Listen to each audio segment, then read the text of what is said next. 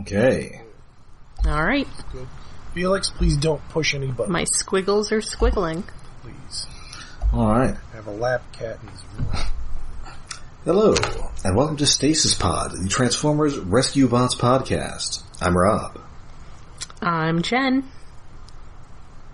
And I'm David. And today we return to Rescue Bots as they return to solve some unfinished business. Dun dun dun. But is this like a sequel to Chinatown for them? The two chases? Wait, there's a second chase? Well, no, the sequel to Chinatown is Two Jakes. Right.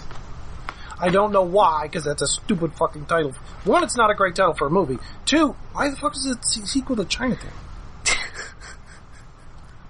Anyway, so this is this first aired November 22nd, 2014, written by frequent Rescue Bots writer Nicole Dubik. Last seen around these parts, writing Land Before Prime. Ooh. So kind of a surprise that she's coming in here on a, not super vital meta plot episode. Well, she does she does those from time to time. You will note that we're I believe going to see her next in the musical episode. Ooh. Oh no, oh. That was the one episode I saw before anything else, and I didn't like it. No. Admittedly, I don't like musicals. No. Maybe you kind of have to know the cast. That would help. Yeah, that might help. It's going to be interesting when we get there. Does it have Neil Patrick Harris? No. Oh, was he the Music Meister? He was the Music Meister. That's an episode I don't like. What? You just, as a general rule, don't like musical episodes. I see. A musical anything, really. I mean, was there a musical Buffy episode? Oh, yeah. Once More with Feeling. Notoriously it was huge. so. I think I might have liked that, but it was so freaking long ago. And I do not want to go back to watch Buffy now. That feels like a thing that was good at the time, but is not good now. Yeah, you cannot return. Probably. Penny, why are you stealing packaging? Come on. I'm having kitten antics. I guess the good thing about as a brief Transformers general aside, I guess the good thing about the new all-paper packaging is that when the cat gets hold of the twist ties, it's fine. Oh, yeah, the paper. Yeah, that's good. Good toys for them. Yeah. That was a strange sneeze, I think. Yeah, I sort of caught it. It's not going to stab them in the mouth with wire. So I will allow her to play with those twist ties. And so we open in space. Space! I forget if I mentioned on this pod before that a few weeks ago my sister, who has a couple youngish children, had apparently watched the first episode of Rescue Bots for the first time, so that they were in these same, proto Rescue Bots bodies, where they're all one color and don't have, their vehicle gribble. And she sent me a message with a picture of it, and was like, why are they naked? Because that just looked naked to her. Well, the problem is not that they don't have any kibble, that's okay. It's just that they're solid colors. Normally Transformers, quite often they'll have a gray face, and then they'll have a color body, and you have color bits breaking down. So them being one solid color that's the same color as their face, it does look like they're robo-naked. Also, I'm gonna blame Thundercats here. Oh, yeah. Yeah, that first episode is weird. Started the first episode with everyone naked, and then they, I guess, bit into the apple of knowledge and learned shame or something. I don't know. Well, that's also the thing, like alien monsters in most movies don't wear clothes. They just wander around naked. Your little gray men, they're dude, what the fuck? Well, because most of them are smooth as a Ken doll. Well, yes, but even when, they're more monstrous kind of alien things, they're not wearing any kind of clothes or anything. Occasionally you get things where, like, their suit is welded into their body, like aliens, the big dumb guys from the newer movies. The big dumb guy. The chair jockeys. Oh, right, the architects or whatever those guys are? Yeah, whatever they call them. Anyway, the important detail here is that they are back in their original first episode pre-Earth mode bodies. Yes, they're in space, the last quadrant to explore. Yes, we are flashing back to right before the series started. And they are checking out a distress signal, which seems to have come from the ship from Space 1999. Not quite. It kind of looks like a space train to me, with wings stuck on. The ship is not in great shape. Also, this reminded me very much of like my first I don't want to say major, but my first like significant fan fiction that I wrote, which had the main characters responding to a distress beacon. So I was excited about that and had some nostalgia. It did not end like this, though. It ended a lot more like, I don't know, like a 14-year-old wrote it. Like a cold open from a James Roberts comic? Maybe. It was definitely like more the sort of twist that you would have in a James Roberts comic. Oh, hey, who are these new characters we met before? Oh, why is that spaceship approaching them look like a giant Decepticon symbol? Oh no. Well, it could also be the scavengers, you never know. Admittedly, that means bad luck is coming. Instead, it is in fact a giant space leech. Yeah.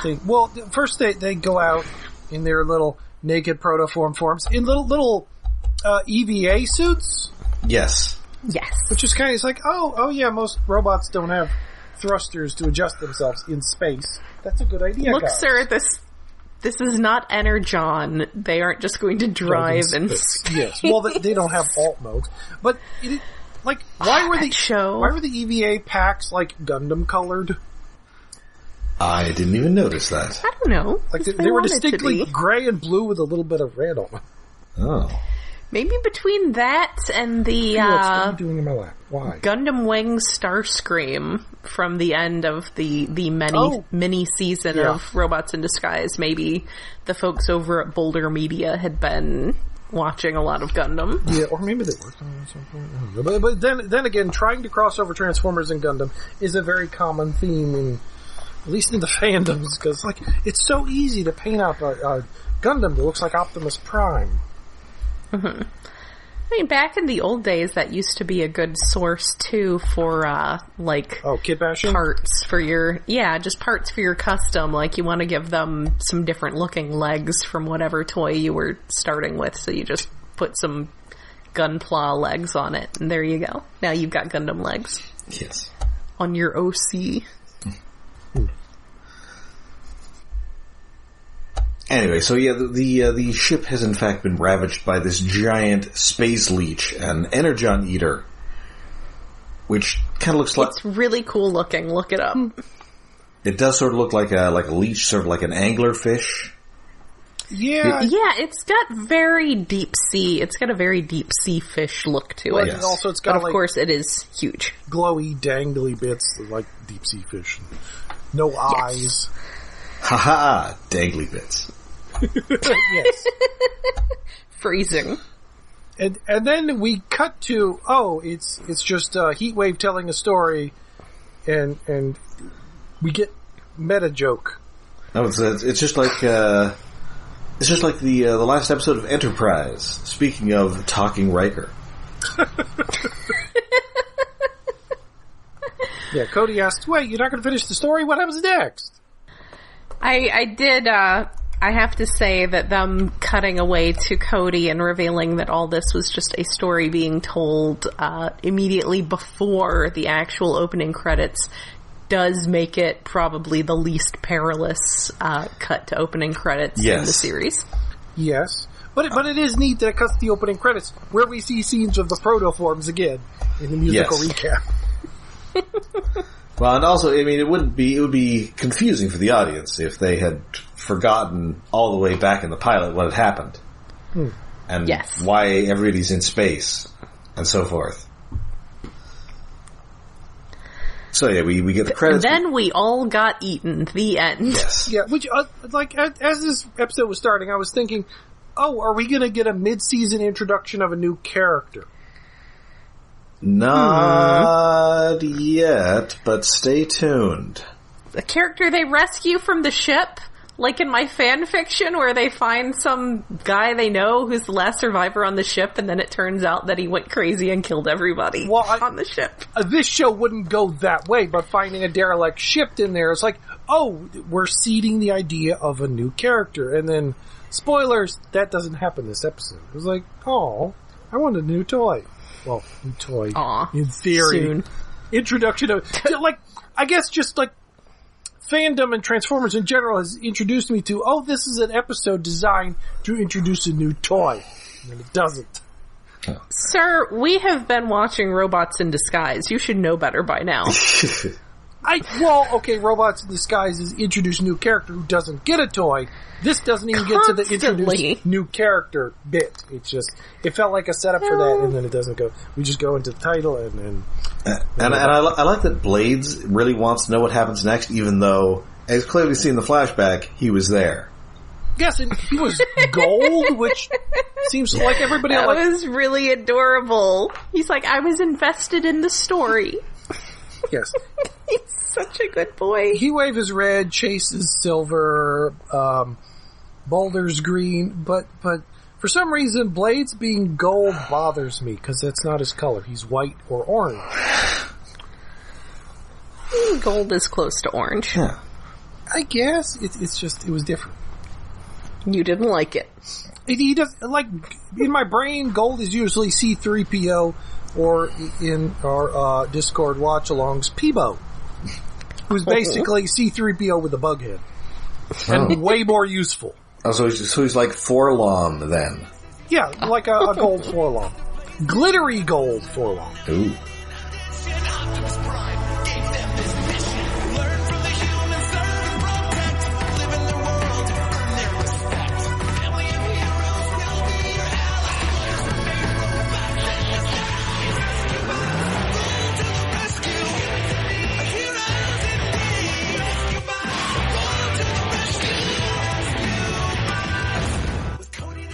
So the problem is this Energon Eater is clearly finished with this ship.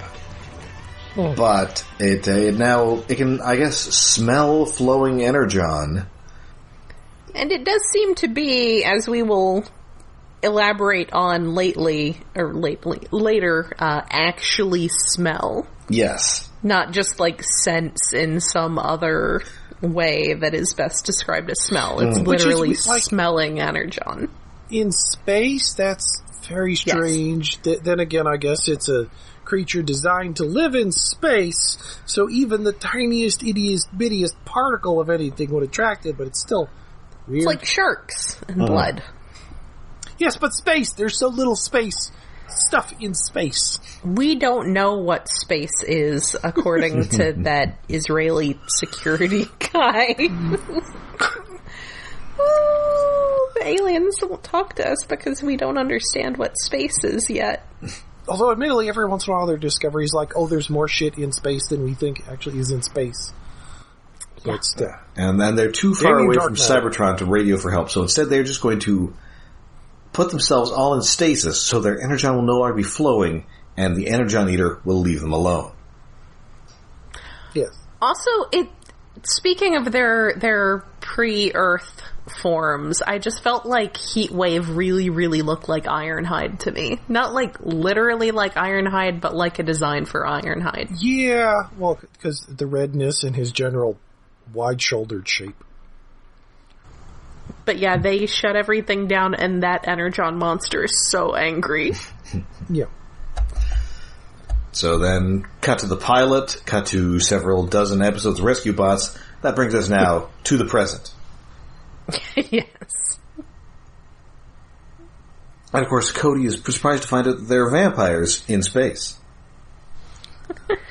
But of course, Blades points out that they aren't real vampires because they don't brood handsomely. Yes. Well, Boulder first points out, mosquitoes! Yes. But sadly, this is not written by Colin Wilson. It's not those kind of space vampires. It's not the brooding handsomely space vampires. The space vampire is totally naked. Well, that's yes, probably true. I mean, we don't know that that's not some kind of clothing. I guess that's true. And it does suck life force just from robots. They don't brood handsomely. Wait, do I actually own that movie? But at no point do we see like a giant skull made out of blood coming out of Patrick Stewart.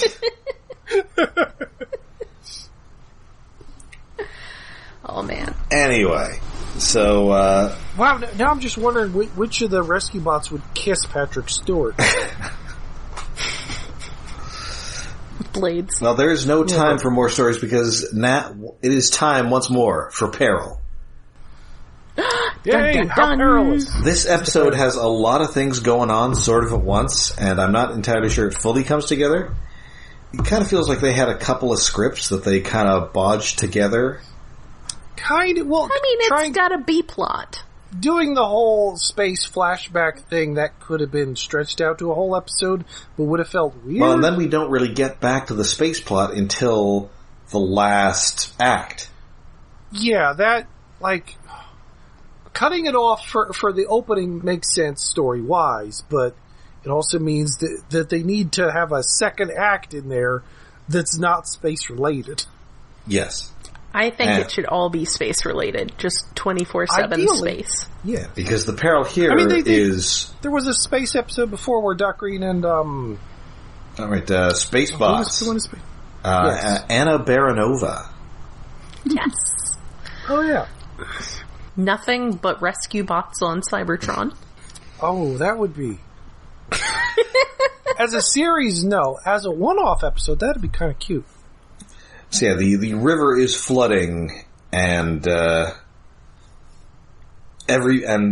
of the town has to be evacuated, as this is a real bad flooding that we don't actually find out the cause of. It does not appear to be science mishap. I was wondering, that happens all over the world, and global climate change is making it worse. Well, yes. Right. It did definitely feel very timely considering, all the intense flooding going on at the moment. But also, they're on an island. Yes. And it's not like a huge island. Like, it would have to be a very intense, immediate storm to have that kind of flooding. Like, it's not like there's any place that stuff can be flowing downriver from. It's a small island. Which is interesting because the hurricane episode is in the next episode. Yeah, it would have almost sort of made sense if the other way around. Well, it could just be runoff of snow melt, because seasons mean nothing. Well, yes. I didn't think that there was, that much snow. There's a segment where Chase or something is telling people to go into their homes and evacuate unless you are a citizen who has gills or fins. Yes. And this is a mad science island, which made me think, yes, there have to be people on this island with gills or fins. I could buy it. Possibly. Plus, it's Maine, weird shit happens. Admittedly, that's more of a Massachusetts thing from Lovecraft and Innsmouth, but there's got to be some gill people in Maine. Maybe. I haven't read much Stephen King. There's probably a story that does that. Probably some gill people somewhere. Nothing springs to mind offhand, although I think at one point Pennywise turns into the creature from the Black Lagoon. Yeah, well, there's probably a short story. He's done a bunch of short stories. Yeah, probably. He's got a lot of short stories. Yeah, most of his books are telekinesis or other psychic powers or aliens. So yeah, there's all manner of peril here. There's a house that almost slides into the river. There's a guy who gets washed out of his boat. Oh, yeah, Mr. Levy. Yes. His is the house that sinks into the river? I know, because there's somebody else in there. He's the one who's the fisherman. Because the person in the house is a woman. I figured it was his house. And then Cade makes that joke when he catches him about, like, now you're the one being caught, and he's just, like, not amused. My livelihood has been destroyed. My brain was just trying to write a good Chevy to the levee joke, and it wasn't coming together. There's one thing I wrote down in my notes, and now I know it was Heatwave saying this, and I forget exactly who he said it to at this point, where he said someone called him a sidekick, and he said your side will be the second place sidekick. That was Cade, of course. Cade. Yes, Cade. The first place, I assume, his butt. Yes, I was thinking his face. I mean, perhaps much like... Oh, he could have done that when he had spare K's. He could have just booted one. Oh, well. Perhaps much like Los Locos from Short Circuit 2, he will kick your ass, face, and balls into outer space. There's something I need to find on VHS. Oh, no. Come with my $1. That's a movie that's... My $1 That's a movie that's copy. not going to have aged well. No, that's not the point. If it aged well, it wouldn't be as fun. I mean, even beyond the actor in the brown face, I don't think that movie has aged well. And at one point, Heatwave is surfing on a car.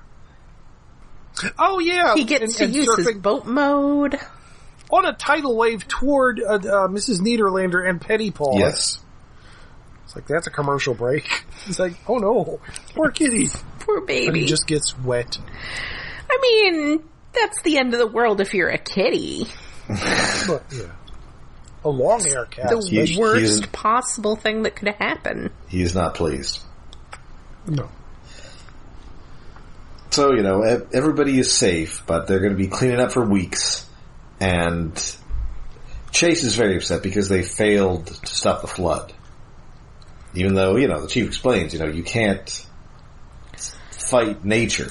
You can't stop a flood, you just save people. And they succeeded at saving people, and that's, pretty important. So indeed, Chase is, later on, he's trying to contact this ship, and he's still getting this distress signal, which really makes you wonder, how old are the people in this ship? And have they... Well, they are ancient robots that live millennia or whatever, but the bigger question is, like, how long ago were they in space? They never say how many years ago this happened. I don't think so, no. It does also just so when they went into stasis, they said, and this was, back at the beginning of the episode, but there was a lot of meat back at the beginning of this episode. Also, Loki is nudging the microphone and possibly purring into it. So they're going to go into stasis, and then they normally receive regular, like, prime transmissions. And so when that transmission comes through, it'll automatically wake them up. But they never receive one because, like, the war? And that's kind of wild. Yes.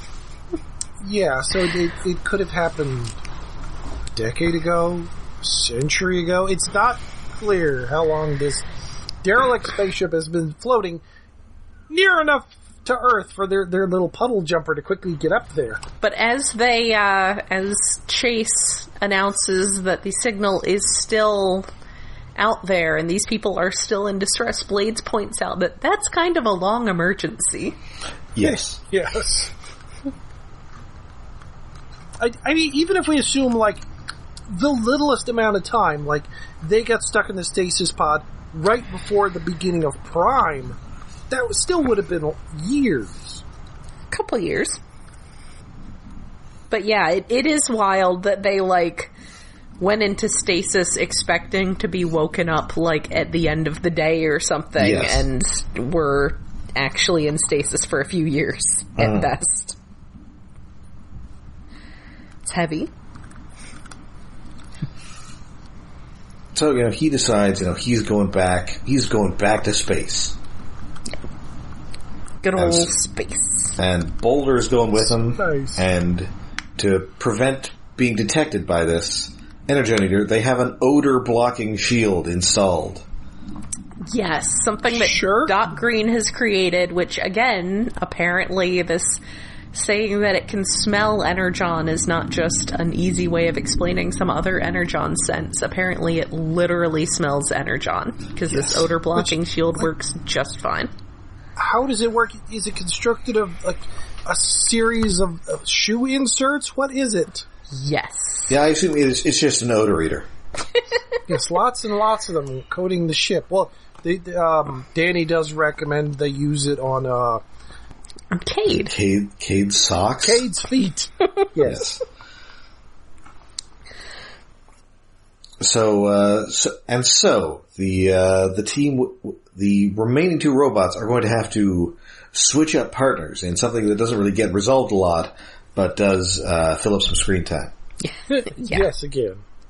Stretching, although it's a good mix-up of Chase having to deal with everybody else and doing it badly. Yes. Basically, Blades is partnered with Chief, who interrupts his TV watching time. He is apparently watching some manner of tap dancing cat. Which he's complaining about. Yes. He's seen better tap dancing cat. Also, every so often, I just remember that the Chief is Maurice LaMarche, and that's super cool. Well, I forgot about that. I'm pretty sure he's also the guy doing the distress signal. It sounds very, Maurice LaMarche. I think so, yeah. But just like, I don't know, he's like A-level voice actor, and he's not doing like an Orson Welles impression here. Or yeah, like anytime I hear him and he doesn't sound even slightly like Orson Welles, it's bizarre. He's just, being a guy. Being an older adult male. He is a bunch of guys on, like, Futurama who aren't Orson Welles. Yeah. But probably a lot of them are, like, voices. That's the thing, is that he's not, like, doing a voice for the Chief. He's just sounding like a guy. Presumably pretty close to his actual speaking voice. Probably. Well, yeah, it's just that, like, every time I hear him and think and notice him, he sounds close to Orson Welles. I always assumed his normal voice was closer to Orson Welles. Anyway.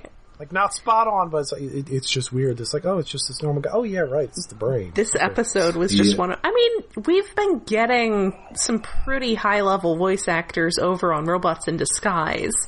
But this series, I mean, I guess most of the people who we get on this series who are like people who are established are not necessarily established as voice actors. It's like... Yes. Well, Mark Hamill's both, so... Yeah. Well, that's fair. But he's not like every single episode. No. So this was just one of those episodes where that struck me and I was like, wow, that's so cool. And he does not approve of Blades attempting to make the siren noise with his mouth. Blades is excited that they'll get donuts together, and he wants to know if he's the good cop or the bad cop. The Chief is like, we're not cops, we're police, and we're both the good one.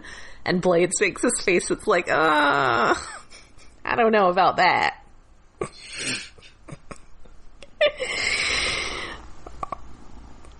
It's pretty great. And then they try to stop their usual speeder, but, with a helicopter. Yes. There are places in... I especially see it in my region up through the mountains, but occasionally you'll see signs on the highway that say speed enforced by aircraft. And oh, wow. I haven't seen one of those in a long time. And that's what's going on here. I assume that normally what they mean by that is like the same as you have like stoplight cameras. Like there are aircraft that are capable of seeing things and reporting to the ground police that maybe you need to do something. I don't think they actually have helicopters trying to pull you over. And Chief wants Blades to go closer to the ground and faster, and he is not having it. And meanwhile, Heatwave is attempting to assist Graham with science and doing very badly. Yes. He's helping him do his homework. Also, he's trying to unscrew the bottom of this, technical equipment, and he's getting tired of holding it so he can unscrew it. So instead, he just yanks the whole thing off. Yes. And everything inside falls out. And Graham calls him buddy and has to correct himself. And then he, does a very bad job of reading his engineering homework to him. They're trying. An attempt was made. Yes. Meanwhile, in space, they have found the ship. They get in and find that oddly the ship's computer is on, and that they crack open the captain's log. Nobody came to save us, and we are abandoning ship. Yes. Fortunately, it's not saying all our rations are gone and now I'm going to die. they did actually. So, I assume, I don't know, this is one of those things where it's when non-Transformers have stuff involving Energon. So is this a Cybertronian ship? Are we establishing here that there are intelligent, spacefaring, non-Transformer aliens that they're working with, or...? Presumably it's also Transformers, since the interior is Transformers scale. This is true, although there are a lot of Transformers scale aliens out there in Transformers fiction. I know this currently being in the middle of the G1 run in my Marvel read-through, where you have giant humans that no one remarks upon. Yeah, well, I was going to say we haven't encountered aliens in this continuity, and we really haven't, except all the corpses in Arachnid's ship. That's a good point. That were Transformer-sized. And also, we are going to see some intelligent, non-Transformer aliens, I believe, in the next season of Rescue Bots. Okay. Oh. Interesting. But presumably, whatever kind of aliens they are, whether they are Cybertronian or not, they are using Energon for fuel. Mm-hmm. Whether for themselves or only for their ship. Yes. But I think this is the third time we've had an abandoned ship in this series where everyone gets off safely and the captain is the last one there. Dun dun. Well, he's supposed to go down with the ship. Maybe. Yes, it's just that it keeps happening. Maybe Energon is the kind of energy that you can create once you understand what space is made of. And that's why humans don't have it, because I'm a little fixated on this idea. Well, going by that line of thought, it means that whatever you need for the equivalent of warp travel is the blood of another species. I mean... I can just imagine there's some aliens out there who hunt and crack open Transformers for fuel. I mean, it's their blood, it's their money, it's their food. Yeah. Do not think about it too much. For Transformers, it makes sense, but if it's the fuel source of other aliens' ships, you're running low on fuel and you got a Transformer nearby. Oh, that poor sucker. Oh, that poor sucker's in trouble. There's another horror short story for one of us to write. Well, never write, but think about. Anyway, where were we? Well, it turns out the star date on this log is from before they even got there in the first place. So they did not leave these people unrescued. Dun dun dun! It's a trap! Yes, it raises the question. Now, initially I was wondering if this isn't the direction the show would go, but I for a second I thought it was kind of I'm gonna eat your brain and gain your knowledge kind of thing from the Energon Eater. Oh no. Ooh. Oh no. But no. It just it has three little tails, like a silverfish or something. Dangly bits. But it manages to... That just makes it sound like genitalia. Send the signal again. But that still raises the question, how intelligent is this space leech thing? Reasonably intelligent, as it turns out. Yeah. I mean, it's not like they're gonna kill it, so... Well, no, there is that. No, but it's just odd to have a space Monster? monster thingy, like it's just odd. Mm. Like it's a Minoc with a brain. I mean, it's smart enough. Like, it could be like Corvid intelligence and figure out this kind of thing. Yeah, because it's effectively tool using. Yes. So they do, you know, this. They have to jetpack away to from this Energon eater, which is, you know, using this sort of debris field of ship's graveyard as a trap.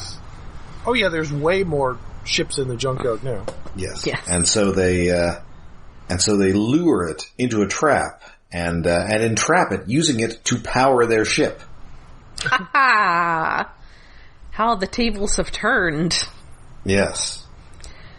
Also, they get to do their power up and energize as part of this. Oh, of course. And I forgot to mention that as Chase is approaching the ship, he's all, "This is the rescue bots. We're here to assist. I'm Chase. If you're in need of help, please respond. We are not selling anything." Which brings it like space solicitors. That's a frightening idea. Oh, man. I mean, if there's space travel, there's space solicitors. This is raise the shields. Long-range scanners are picking up space Jehovah's Witnesses. Candygrams in space. Admittedly, there would be space Uber, of course, but you mean Spoober? No, we do not mean that. The other things then Lyft. Grubhub? What would Grubhub in space be? Well, it would deliver you actual grubs. Grubs. Like, you know, space grubs. Grubhubble! Acceptable. Star Dash. Yeah, that works. Airlock Dash. Anyway, so they get back to Earth. They get a pictures or they get a pics or it didn't happen from somebody. From Blades, of course. From Blades. And they do indeed have pics. Complete with a non-speaking cameo from Optimus Prime, who they delivered the Energon Eater to. Yep, they're like, Yes, but that's a story for another day. We're gonna let Dad deal with this. I guess the question is, where does he... I hope it wasn't in, like, that base that Decepticons blew up. Oh, no. Although, I guess the question is, if it lives in space, if it's in, like, an atmosphere, does it just, like, flop around like a fish out of water? Yeah, it should be a blobfish. Oh, no. Well, they've got it in, like, a tube, so maybe that's keeping it in, like, a space-like environment. Presumably. Yeah. And they don't want to kill it. I do really appreciate that they don't kill it, because, you know... Normally, it's not that kind of show. Normally things get killed, but normally this is the sort of thing that gets killed, but nope, this is Rescue Bots. This is kid-friendly Transformers. This is wholesome Transformers, and we're not doing that. So I appreciate that. Alright, so yeah, you know, this is a fun, it's a little disjointed because it does kind of drop the space plot and then picks it up again in the third act after the second act is all flood. Yeah, this feels like it should have been an introduction to a new character, but then you would have had to make the episode a little bit more meatier, and then it would have been split, like, bloated and split into two, possibly. Yes. It could have been. Which would have worked because of the flood stuff. Feels like a little too much for the middle of an episode and not the whole episode itself. Could have been like my fanfic where they have a new character and then it turns out the new character is the one who murdered everybody. Yes, yeah, Spark Eater. Oh, good. Well, I guess it could be that it's hurricane season and they got hit with like a smaller one which caused the flooding, which then prompts them to finish what they're going to use in the next episode. Ah. Yeah, that at least makes sense, but again, that should have been basically a 2-part episode. Mid-season finale. Alright, so... That introduces a new character. Like, it's so weird that we have a trip to space without a new episode. Like, well, there was a trip to space episode previously, but it was the humans doing it, not the robots. Yet. I'm confused by the lack of two-cell toy. It's like, it's such an ingrained thing in Transformers for me. Yeah, it looks like we're going to get a new character in episode 16, and then 2 more in episode 18. Oh. Nice. And then and then we get another new character in season 4. I want new friends. We need more new friends. So I believe that now brings us to David's Tokusatsu Corner. Oh, yes. Let me get a drink. Very prepared. This week on Gosei Sentai, Ranger, The Amazing Truth. Ooh. Is it Truth Social? Truth what? Truth Social. What is that? That's my God. That's like Trump's fake out. Twitter. Something I didn't want to know about. That he hasn't paid the bills for, apparently. He owes the web host millions of dollars. Oh no, we're getting political, but yeah, no shit. Sorry, it's hilarious. Well, yes, it is fun. Anyway, Master Kaku, we finally find out the amazing truth of why he has gone to the Gorma and told the Rangers to, you're disbanded, stop fighting. Because he was using those 2 antennas he stuck in previous episodes in buildings to summon chi energy and the yo energy of the Gorma, so that he has enough power to fight Shaddam for the title of Emperor of the Gorma. Okay. So that Shaddam, the head of the 3 Cenobite trio, doesn't become the next head of the evil bad guys. So that, if Kaku's the head, it's there will be no more fighting on Earth. The Gorma won't attack anymore. So... It's good. Okay, you could have explained this shit to the Rangers. No. Also, it is very weird that, the good guy is basically cheating to win by using these things to power himself up. That doesn't seem very, morally appropriate for a kid's show. I mean, there is the normal Ranger thing is we train harder, we power up, and we get an upgrade or something. But the way this is presented is more no, he's stealing power to make himself stronger in a duel against his rival. That's bad guy shit. Yeah, that is kind of bad guy shit. Anyway, the Rangers they're living their lives again now that their morphers have been taken away. Are they living their best lives? Yes, but no. I mean, okay. The Blue Ranger, who's a boxer, is out training to be a boxer again, and then he sees ghosts of the 3 Stooges. The comic relief monsters have come back every once in a while. Although I don't think they actually died. Well, they blow up at the end of every episode they're in, but I forget if they died last time. I think they lived. You know it's serious business when they kill the comic relief, though. That's when, that's when shit has gotten real. But the Green Ranger sees the Kujaku, the Peacock lady who definitely died. The Red Ranger sees Jin, the guy that dressed like he was from Fist of the North Star, who definitely died. And the Pink Ranger's just talking to the little White Ranger kid. She doesn't see a ghost. Well, I guess there's Ko's mom, who's a ghost that she does see, but that's weird that you're seeing somebody else's. Anyway. Seeing someone else's trauma ghost. The Yellow Ranger, who's the hairdresser, who's back working as a hairdresser, only sees the turtle guy that turns into the giant turtle Zord, but he gets transformed into a little tiny baby turtle for comic relief. And Felix, what are you doing over there? Don't step on those papers. Cat things. Cat things. So anyway, everyone's seeing ghosts or ghost-like figures except for the hairdresser who's seeing a turtle.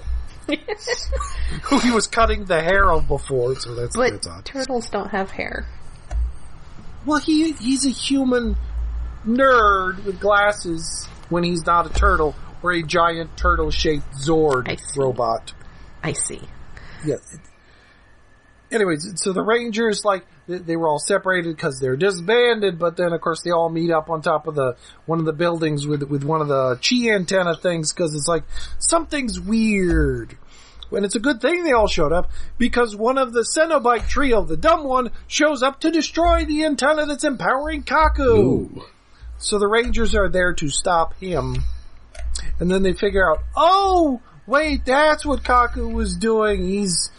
because the idiot Gorma explains, yes, he's fighting my friend Shaddam for the title of next Gorma Emperor, the 16th Emperor, although the 15th Emperor isn't dead yet. I guess they're saving time. Maybe he's old and sick. I don't know. His head is shaped like an egg. Who knows? Anyway, so it's like, Rangers, oh, but the Rangers, they can't morph because they don't have their morphers or stuff. So they actually, they line up and they do all their poses and roll call, like, as them instead of in costume, which is really nice. I like when that happens. That does happen in a lot of shows where you have an unmorphed roll call. It's cool towards the end of the show, where you actually get the actors doing all the posing and the stuff. It's like, oh, instead of the stunt guys. It's neat. Although, also, some other shows also do like that with, like, they're in costume, but they don't have the helmet on. But this is just, they're just in their civilian stuff. That's neat. Anyway, so there's a fight, and Shaddam is preparing to fight Kaku while standing in his own little waiting room with, like, cheap chairs, well, sort of fancy cheap chairs, but it's 2 little chairs, a table, no ferns, and a bust in the background sitting on another table. It's like, this is your waiting room before the final fight?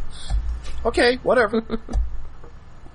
It sort of ends where everybody's getting ready to fight and to be continued. It's like, okay, we're building and building in these last few episodes to the final confrontations with more confrontations and fighting. That's basically it. It's all set up and, oh, that's what Kaku's been doing this whole time. Why didn't you explain to the Rangers? No one especially in any Japanese stories, I mean, I realize this is not unique to them, but they seem especially fond of plots based on characters not telling each other things, and I just assume that there's more some egregious in a lot of cultural taboo against communicating properly. Well, it is, but we've seen Gridman where they explain most shit to each other. Yeah. It can happen, or like, I'm watching Kamen Rider Blade in another Discord, and those characters are telling almost everything to each other, and it's kind of shocking, because I've seen other Kamen Rider where that really does not happen. So Blade is confusing me. It's like, wait, this character who just found a vital piece of information is explaining to other main characters how?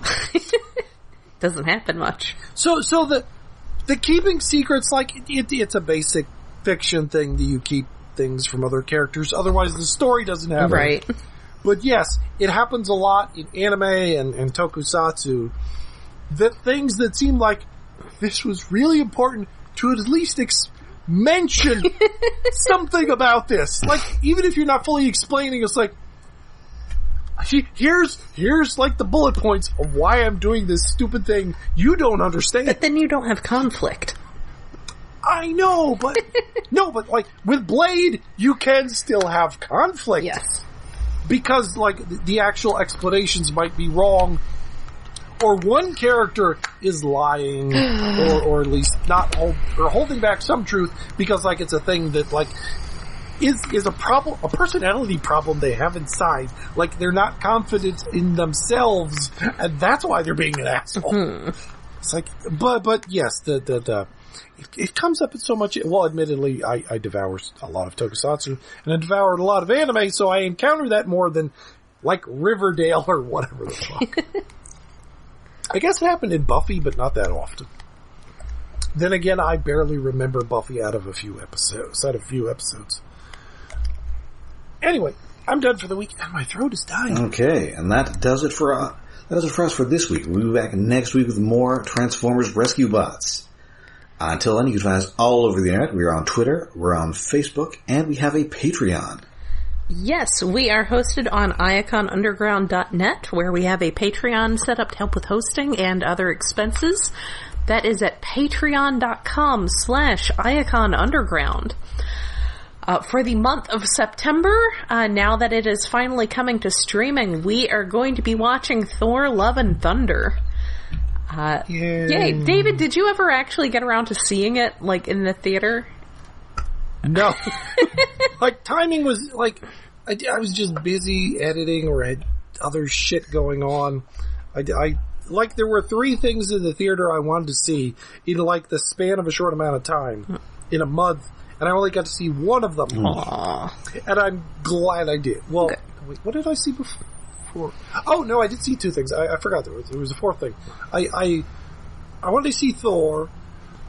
I did not, although that was in there the longest. I thought about going to see Nope, but I figured, no, I can wait to see a horror movie. Oh, I need to see that, but I too prefer to see scary movies at home. Yeah. The first one I did go to that I almost forgot about was Everything Everywhere All at Once, and oh my god, that it doesn't matter how good Thor is, Everything Everywhere All at Once is the best movie I've seen this year. It was, yeah. Nothing is going to top that one. I waited for that one to hit Redbox, but that one was really, really, really good. So, well, yeah, I thought it moved to home media, but they re-released it, and I saw it then. And the other thing I saw was Dragon Ball Superhero, which was fun. It's not nowhere near as good as Everything Everywhere All at Once, but it's really fun if you love Dragon Ball. I just like all the, like, side characters in Dragon Ball. Then you will really like that Dragon Ball movie. May have to, maybe not go see it in a theater, but procure it at some point. Yes, at some point, that might be a fun episode to do, considering that voice actors come up every once in a while, although we usually talk about the Ocean dub, which is the original Canadian dub, and that's not who's voicing the it most now. Important dub. There's been, like, 4 different dubs across I mean, Dragon it's only Ball. been, like, 25 years they've been doing it, so. But, like, if you can name, like, one of your favorite side characters of Dragon Ball, odds are they're doing quite a bit in this movie. Bulma? Is Dr. Bulma doing stuff? I know she got her PhD. Millie Bulma kind of does. Bulma is a solid B-level character who's always doing stuff throughout Dragon Ball. She's survived when Yamchas have fallen by the wayside and Tao Pai Pai's are... Toriyama doesn't even remember the guy who used to throw columns and ride around on them as a mode of transit anymore. What about Chaozu? Oh, wow, I haven't seen Chaozu in a while. I think Chaozu was in Super, but I just like to remember that Chaozu exists. I'm going to ask about Mr. Satan. Yes. Did we? I think he was doing a lot of stuff lately because, like, his daughter is dating Gohan. Oh, yeah. And... yeah, he was cameo up here. Like, he wasn't in the movie so much, but, like, he was mentioned a couple times. And I assume they're calling him Mr. Satan now, not Hercule? Well, his full name is Hercule Satan. Oh, okay then. Like, that's been made canon, even in Japan, I think. But he was not named Hercule prior to... Wait, did they call Mr. Satan? I watched the dub. Admittedly, this was he might have just not had a given name in Japan, and then they just decided that was his given Right, I'm name. just wondering if it originated in the censorship. He was just Satan. Yeah. But anyway, what we're actually going to watch is Thor: Love and Thunder. That's correct, yes. yes, we're going to watch Thor: Love and Thunder because have some feelings. Have some fun. There was another digression I wanted to mention. Come to our Discord. Come join. We just finished watching a Denji Man, and we're going to be starting Kamen Rider Black RX next week. You can find a link to our Discord on our Twitter account, which is at IaconUG. Our pinned post is a link to our Discord. So yes, you can come and talk. We're not super chatty at this point because it's just a handful of people, but we need more people to come. And we need more people with more, like, diverse aspects of, like, what they're into. So we need, like, a variety of people. It would just be nice to have more people around to occasionally watch Mask or Sentai stuff or post memes and cute animal pictures. If I ever had time to do an Inhumanoids one. Yeah, that's something that should probably happen. I don't have time. It'd be great if I did. Well, no. Anyway, but yes, Thor: Love and Thunder, it was pretty great. I enjoyed it a lot.